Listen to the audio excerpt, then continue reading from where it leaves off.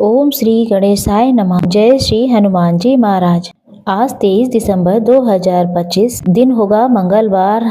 जैसा कि आप सभी जानते होंगे आज त्रयोदशी तिथि है 12:13 के आसपास। उसके बाद चतुर्थी तिथि शुरू हो जाएगी। साथ ही आज नक्षत्र रहेगा श्रवण नक्षत्र और घनिष्ठा नक्षत्र का दुर्लभ संयोग बन रहा है। आज राहु काल का जो अशुभ समय है वह मंगलवार के दिन रहने वाला है 3:04 से 4:23 के आसपास। आप राहु काल में किसी नए शुभ कार्य की शुरुआत न करें। वहीं राहु काल में अगर राहु की संबंधी कोई दिक्कत परेशानी है, पीड़ा है, इसके निमित्त कोई अगर उपाय किए जाएं तो उसका लाभ 100% मिलता है। आज 23 दिसंबर 2025 शुभ मुहूर्त की बात करें तो लाभ की चौघड़िया जो कि श्रेष्ठ मानी जाती है किसी भी कार्य की सिद्धि के लिए 11:06 से 12:25 के आसपास हो रहा है। इसके साथ शुभ चौघड़िया की बात करें तो दोपहर में 1:04 से 4:23 के आसपास का समय रहने वाला है। तो आज हम अपनी इस वीडियो में जानेंगे बहुत सारी ऐसी कथाएं जो कि हनुमान जी महाराज की होंगी। शास्त्रों में कहा जाता है अगर नित्य नियमित रूप से वेद शास्त्रों का पाठ नहीं कर पाते हैं तो मात्र इन्हें श्रवण करने से यानी कि तो आप सभी को पुण्य की प्राप्ति होती है, हरी बीमारी दूर होती है और प्रभु चिंतन जो व्यक्ति करता है वो ज्यादा विशेष पूजा पाठ नहीं कर पाता है तो श्रेष्ठ फलों की प्राप्ति वह कर ही लेता है। तो श्रेष्ठ तिथियों में किया गया कोई भी कार्य सफल माना जाता है। आज का दिन अंगार की चतुर्थी के दिन के रूप में जाना जाता है। अगर मंगलवार के दिन चतुर्थी पड़ती है तो ये बहुत ही श्रेष्ठ परिणाम देने वाली होती है। तो आज के दिन सुनी जाती है हनुमान जी की कथाएं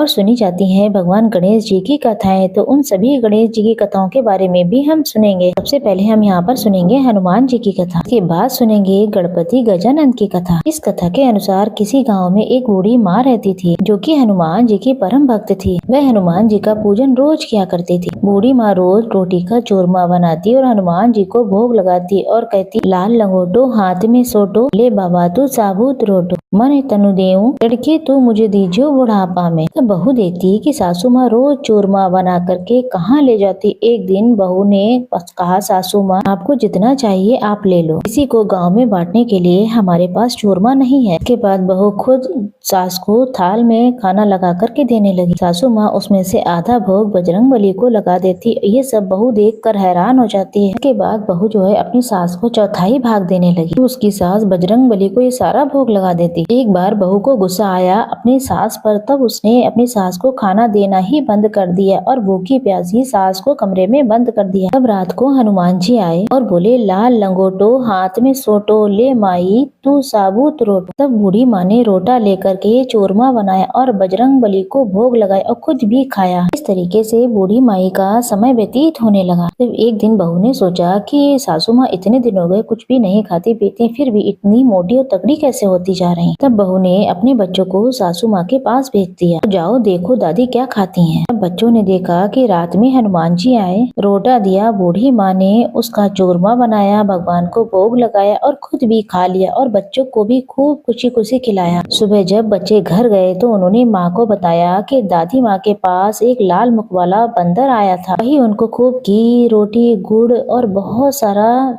सामान देते। उधर धीरे धीरे बहू के घर में धन संपदा का नाश होने लगा। कलह कलेश उसके घर में बढ़ने लगा। जहाँ पर बहू जाती उसके हाथ असफलता ही लगती है, उसके सारे काम अधूरे होने लगे। दूसरे दिन वो इंतजार करती रही। जैसे ही बजरंगबली आए तो बहू ने उनका पैर पकड़ लिया। तब बजरंगबली ने कहा कि हे पापिन मैं बाल ब्रह्मचारी हूँ तो मेरे पाँव मत पकड़, मुझे छोड़ दे। तब बहू ने कहा कि भगवान आप मुझे माफ कर दीजिए तभी मैं आपके पाँव छोड़ूंगी। हनुमान जी ने कहा तूने मेरे भक्त को पूजा करने से रोका है, उसे भोजन भी नहीं दिया, अब तू माफी क्यों मांग रही हो। तो बहू ने कहा कि मेरी आंखें खुल गई हैं, मेरे पास खोने को कुछ भी नहीं हूँ, मैं बहुत दुख झेल चुकी हूँ, अब मैं कुछ भी नहीं ऐसा करूँगी। सासू माँ आप जितना चाहे भोग लगाएं, दान पुण्य करें, जिसे चाहे दिए, जैसे चाहे भक्ति करें, मैं आपको बिल्कुल भी नहीं रोकूंगी। जैसा आप कहेंगी वैसा ही मैं भी आपके साथ में व्रत पूजा पाठ दान पुण्य किया करूंगी। तब हनुमान जी ने कहा ठीक है जाओ सब कुछ ठीक हो जाएगा। अब इसके साथ बहू बेटा अपनी माँ के साथ मंगलवार के दिन हनुमान जी की पूजा करते, गरीब जरूरतमंदों को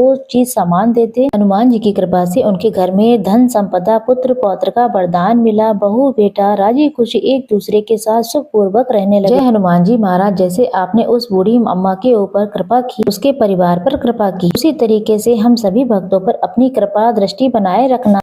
जैसा कि आप सभी जानते हैं, मंगलवार के दिन अंगारकी चतुर्थी है, तो उसी से जुड़ी हुई कथा आज हम श्रवण करते हैं। मेरे साथ आप सभी भी बोलिए गणेश जी महाराज की जय। कथा के अनुसार ऋषि भारद्वाज और पृथ्वी के पुत्र का नाम मंगल था। मंगल ने अपने पिता की आज्ञा से मात्र 7 वर्ष की आयु में भगवान गणेश की कठोर तपस्या आरंभ कर दी थी। उस बालक ने भगवान गणेश जी को प्रसन्न करने के लिए कई वर्षों तक कठोर तप किया था, निराहार व्रत किया। उनकी श्रद्धा और भक्ति को देखकर भगवान गणेश प्रसन्न हुए और उन्होंने मंगल को कृष्ण पक्ष की चतुर्थी के दिन दर्शन दिए। भगवान गणेश ने पृथ्वी पुत्र को दर्शन देकर वरदान मांगने को कहा। धरती पुत्र ने भगवान गणेश से सदैव उनकी शरण में रहने की, स्वर्ग में देवताओं के समकक्ष पद पाने की इच्छा व्यक्त की। तब गणेश जी ने उनकी सारी मनोकामनाएं पूर्ण करने का आशीर्वाद दिया और कहा, तुम स्वर्ग में भी देवताओं के समान तुम्हें सम्मान प्राप्त होगा। तुम मंगल और अंगारक नाम से प्रसिद्ध हो। मंगलवार के दिन आने वाली संकष्टी चतुर्थी को अंगारकी चतुर्थी के नाम से जाना जाएगा। इस व्रत और पूजन को करने से साधक को वर्ष की सभी संकष्टी चतुर्थी व्रत की पुण्य का लाभ मिलेगा। ऐसा कहकर भगवान गणेश अंतर्ध्यान हो गए। संकष्टी चतुर्थी का ये व्रत बहुत ही दुर्लभ है और इसकी महिमा अपरंपार है। इसका व्रत करने से जातक की सभी मनोकामनाएं पूर्ण हो जाती हैं। भगवान गणेश की कृपा से उनके जीवन में सुख शांति, धन संपदा और आरोग्य की प्राप्ति होती है। इस तरीके से प्रिय श्रोता जनों, इस तरीके से ये वेद शास्त्रों में कही गई मंगलवार की अंगारकी चतुर्थी की कथा मैंने आपको बताई।